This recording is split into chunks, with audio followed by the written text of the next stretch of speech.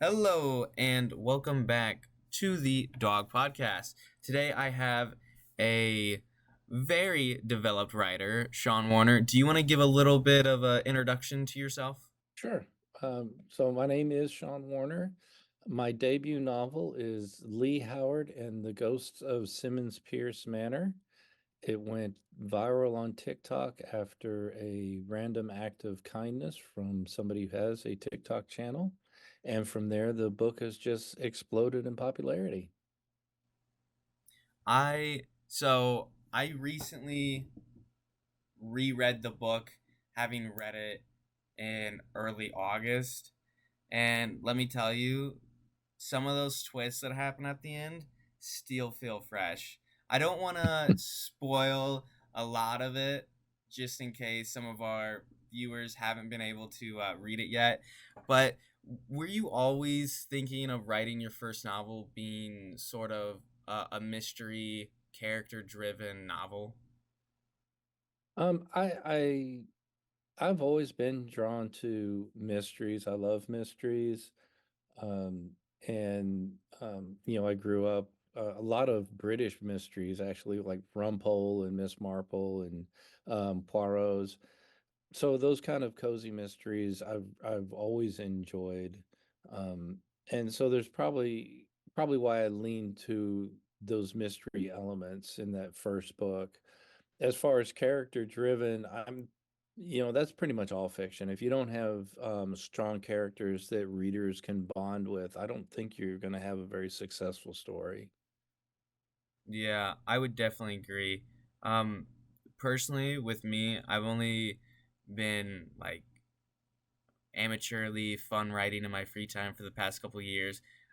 But for me, my parents split up when I was little, and whenever I'd see my father every weekend, we would go out and watch movies, and so that kind of inspired me to get into writing.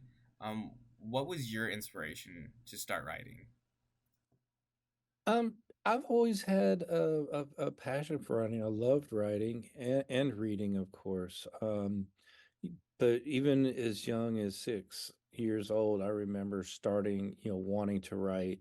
Um, not, of course, you're 6. You don't have that focused and intent of I'm going to write. It's just, oh, I like this story. I'm going to do that and try and recreate what your parents are reading to you at that time. Um, so it's always been an impulse of mine. I was that nerdy kid in school that liked look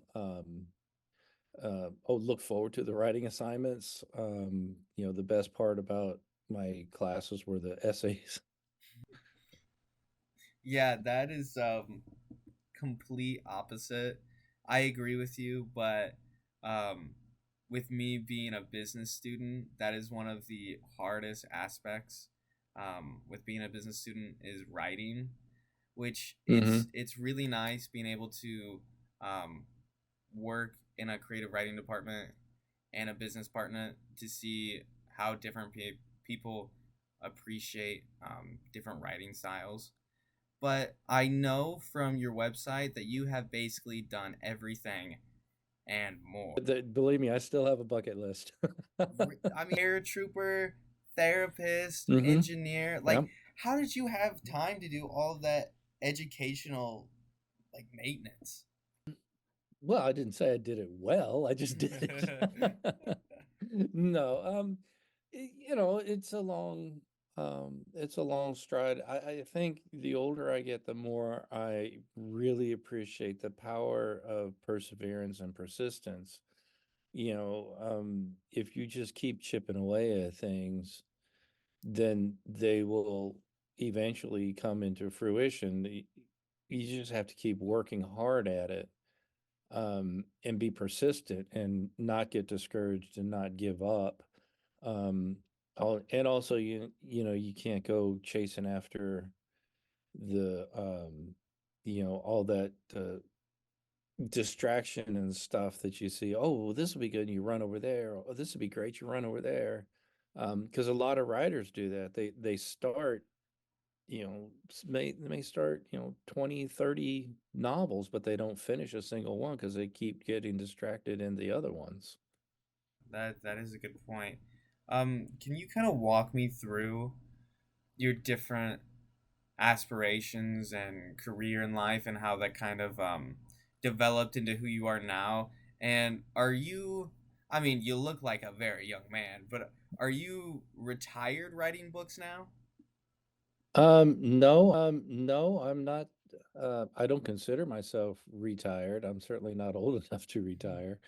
But writing is a full-time thing for me now. I started taking writing seriously about 15 years ago when my wife and I came to the decision that homeschooling our kids would be best for them. So they were in like the second and third grade when we started doing that, and I homeschooled them all the way through till they got accepted into college. And during that time, I was also homeschooling myself on the craft of writing, which I think is essential. And like I said, I took something that I was always drawn to do and kind of polished it up a little bit into my profession. Mhm. But as far as experiences going along the way, we're all the accumulation of our experiences, good and bad. They all leave their mark, and sometimes the bad experiences are the most profound. So you just have to accept that with humbleness and you know, keep moving forward with the person that you're becoming. Was this book kind of cathartic to write? Because I know that some of the subject topics are pretty heavy, and I don't know. I know as a writer, you're supposed to kind of put yourself um, and what you've lived through into your books. Have you done that with this book? And um, do you think that it's kind of helped you heal that and in any aspect? As far as putting myself in the book and using it as a medium of self-healing or self-therapy, absolutely not. I didn't do that at all. I have a broad range of experience with people in um, just the whole gamut of circumstances, and so I put the realism of people into my characters. Also, and this is just something that I've been blessed with. I'm very good at dialogue. My dialogues come across as natural, Mm-hmm. and so those things combined. But I didn't intentionally write something for any kind of healing or have any wounds that I needed to address through the using this book as any kind of a balm.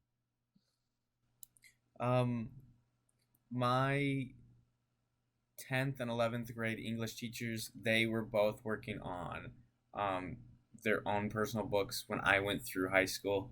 And one of Hmm. my teachers said, I don't know if it was a requirement or if it was just really helpful to first do a solo standalone book before you'd be able to move on to a series.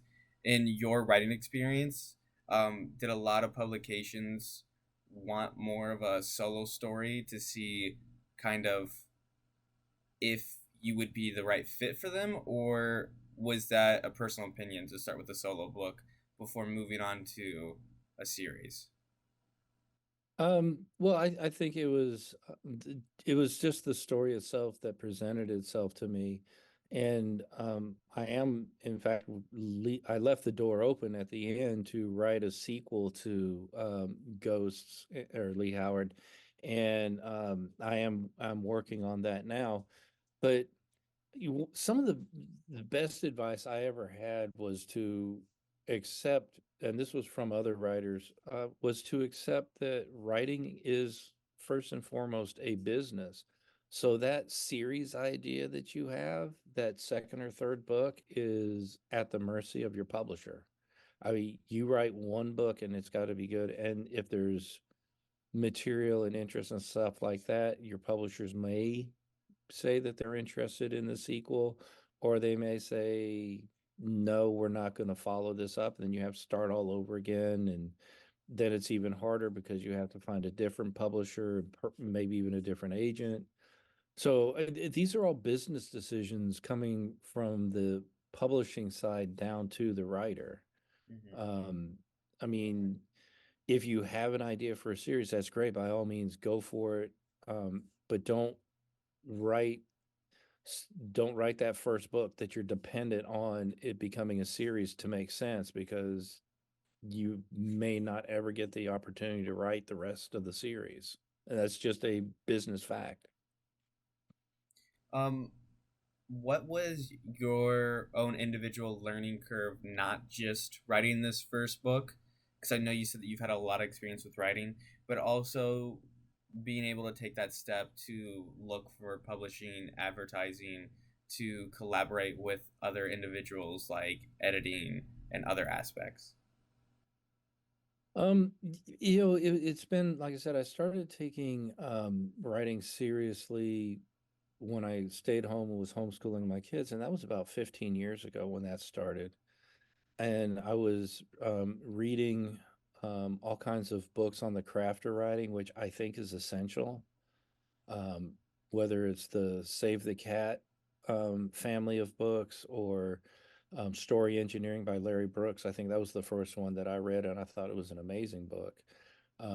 The Hallmark text is The Hero with a Thousand Faces, which is the hero's journey is outlined in there. Mm-hmm. Um, and so all along the way, I just kept writing and improving. Um, and I always make the analogy that writing's like a lot like pottery. You start out making very ugly ashtrays. And I started out writing some really ugly ashtrays. But it gets better the more that you do it, the more you study it. As far as collaboration goes, um, I'm aware, and my wife has admitted in several other contexts, that my writing really took a turn when I started going to critique groups, which are out there in the community, local writers who read each other their work, get feedback on it, tips, and things like that. Um, and so it is a collaborative process in that sense, in that you have to get your words out there and have them reviewed and commented on and have discussion back and forth.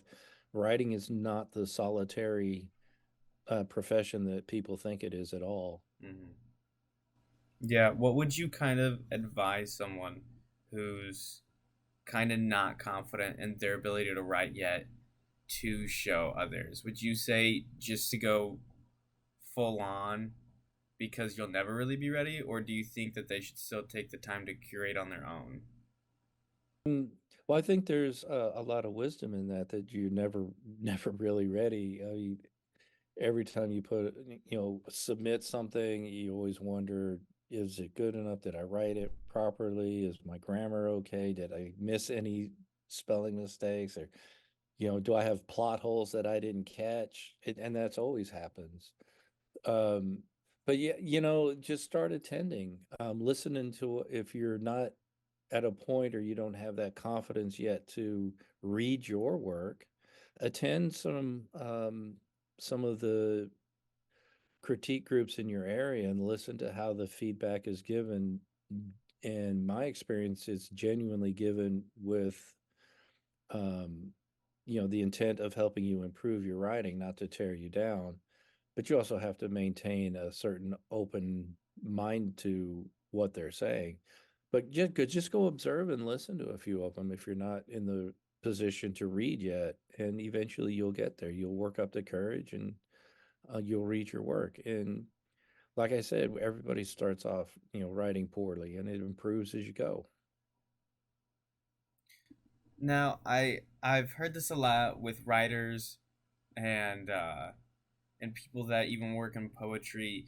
Do you have like a personal journal or notebook that you take around with you to write ideas down that just happen to come up, or do you just use something like your notes app? Um, I I don't take notes or write things down for ideas and stuff like that.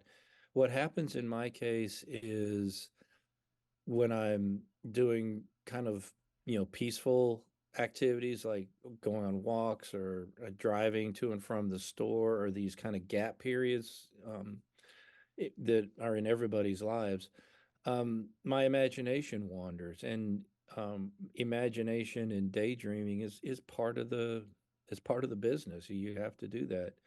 So for me, instead of writing them down, I'll get a idea in my head or a character in my head or a situation in my head, and then I'll forget about it, but it'll come back up. And the more repetitive it gets, the more I start getting the signal that this is something I need to pay attention to and flesh out.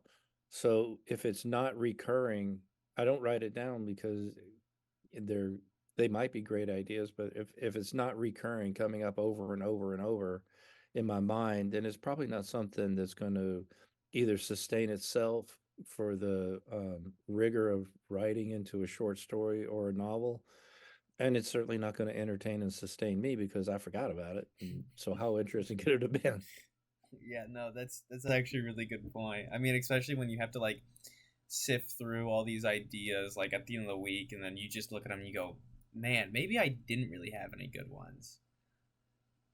That's always a possibility, and I think the big thing is a, a large part of being a writer, I think, is self-awareness, and you have to know yourself. What works for me may not work for other people, and that's perfectly okay. I would never tell anybody they have to do things exactly as I do them because there is an artistic element to it, and that form of expression is going to be unique to each artist. Hmm. And before we jump into your next headlining story, this is really down the road, but would you ever be open to doing something like different forms of media with the stories you have, such as like um, a graphic novel or a short film or short series or any other way that you could get your form out there? 100%, absolutely.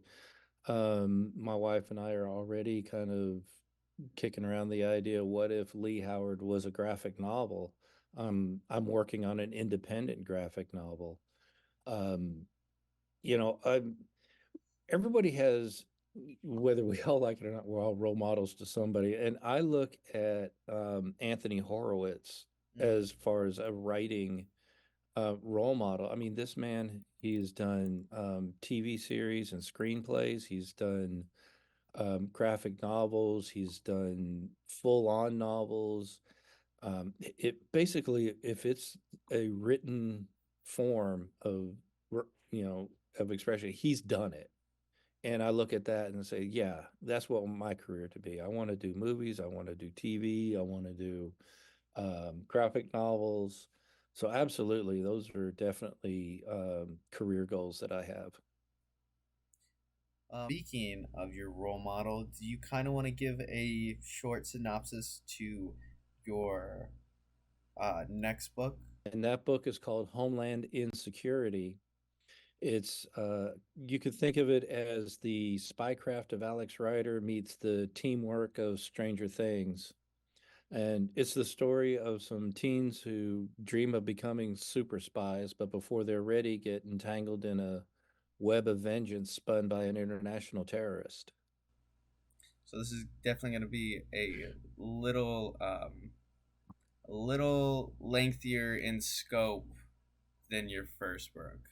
Do Now I don't want you to like really spoil anything, but how do you think this relates to your first book? Is there any major risks that you took in making the second one?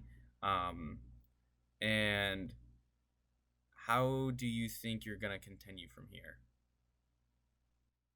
Um, I don't think there were any more or greater risks in the second book or as from the first book.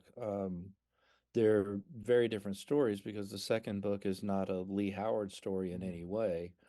Um, so it's unique and standalone. So in that sense, it's starting all over. The difference is I now have a little bit of name recognition that'll help, um, you know, get the book noticed because one of the hardest things for any writer is getting their work noticed because there's just so much out there. And that's really the biggest hurdle after you finish writing and editing the book.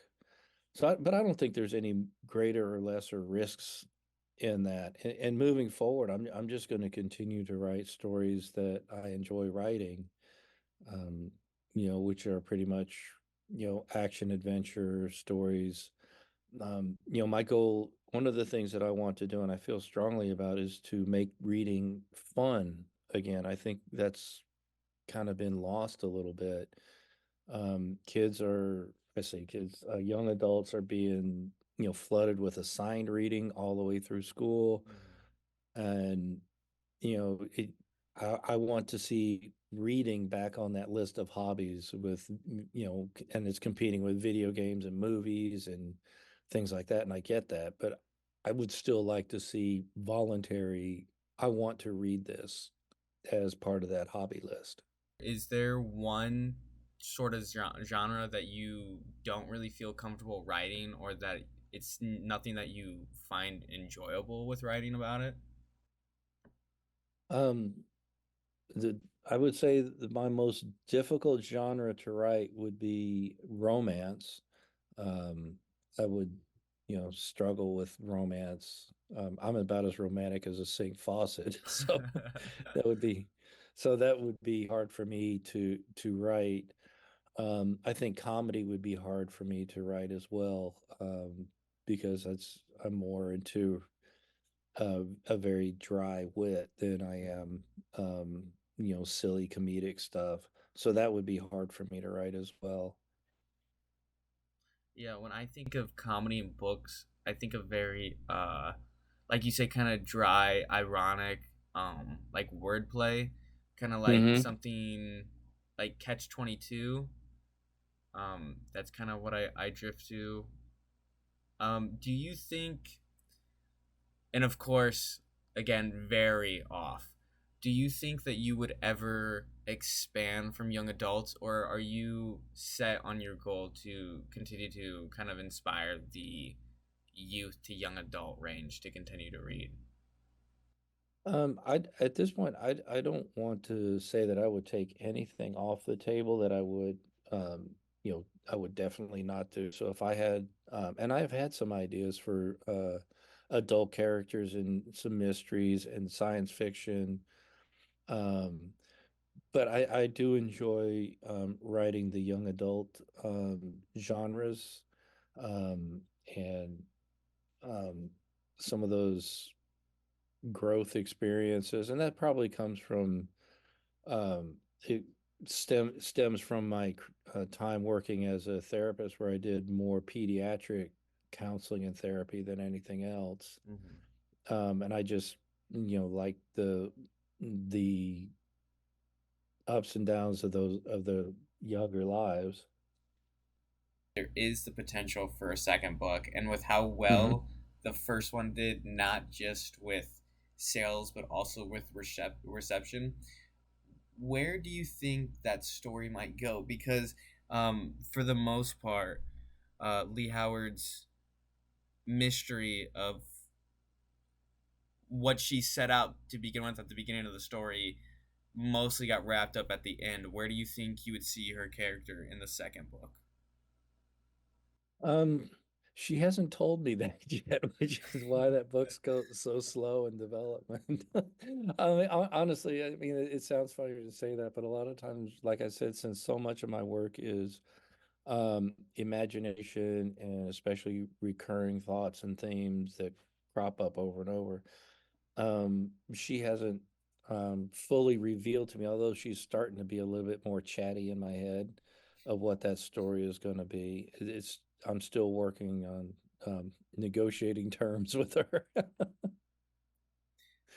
um, and it's interesting because the way Leigh Howard happened, I was actually writing Homeland Insecurity. Hmm. And then the idea of Leigh Howard got into my mind, and it just like like I've been saying, it's just over kind of ruminating and nagging, and you know, she was demanding to have her story told. So it was like a jingle in your song in your head. Sometimes you have to sing it to get it out of yourself. So I had to write Leigh Howard and the Ghost of Simmons-Pierce Manor to get back to Homeland Insecurity. No, that's really beautiful how you talk about your characters. Do you, I read at the end of your book, in addition to all the career aspects you've done, you've also done a lot of adventure things, such as like bungee jumping, martial arts. Um, Specifically with martial arts and you writing more of a spy thriller, do you think that you'll incorporate more action sequences into that book? And do you think that working with martial arts in the past has kind of helped you be able to write sequences like that? I think so. I think it's definitely helped me to write sequences and things like that.